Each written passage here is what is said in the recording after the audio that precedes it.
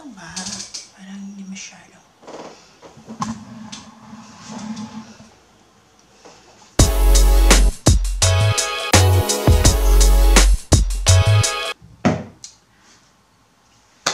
Hello there guys! Hello po mga kapuso! Welcome back to my channel. Sa mga hindi pa po nagsasubscribe, subscribe na po kayo. My name is Odie Publish.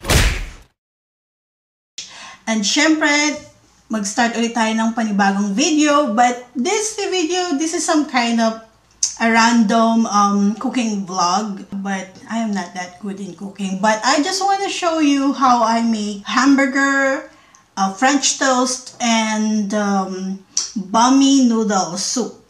There is no measurement. Tansya-tansya lang yung mga ginawa ko, guys. So, alam ko hindi naman to masyadong special. And for sure that you can also do this. Kasi very simple lang yung mga ingredients. Kung ano lang yung mga sangkap na meron kayo sa refrigerator.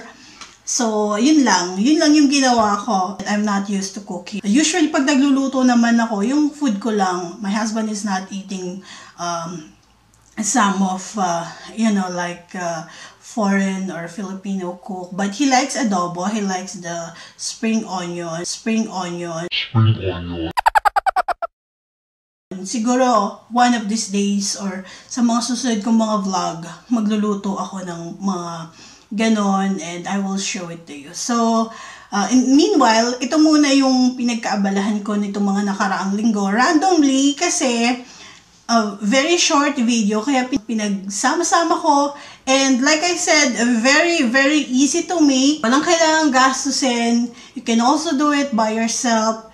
At lalo na doon sa mga nagmamadali, this is very easy, healthy, and of course, affordable.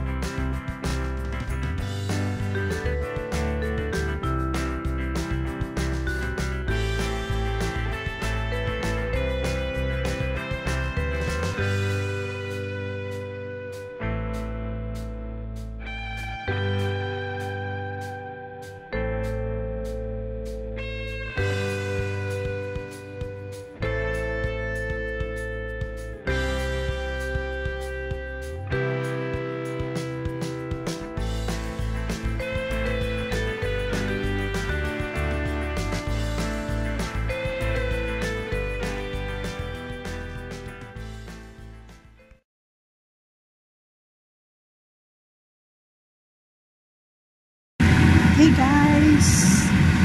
Ayan. So, ang nakikita nyo ay kumukulong soup at nilagang egg. Sorry, hindi ko na naipakita yung proseso. But what inside is the carrot, celery, and yung patay ng manok. So, yan.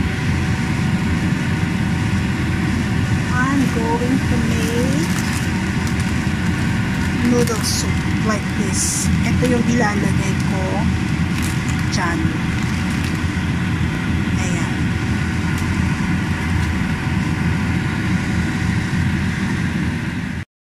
Sisilipin na natin. Ayan.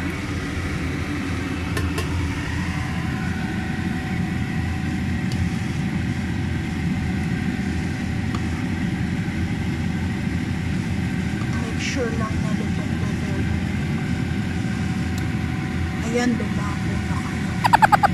Atay. At saka yung puso. O, diba?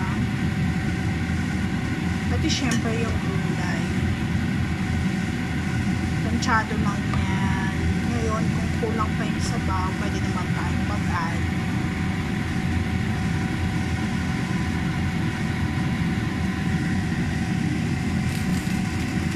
So, 3 Indomie yung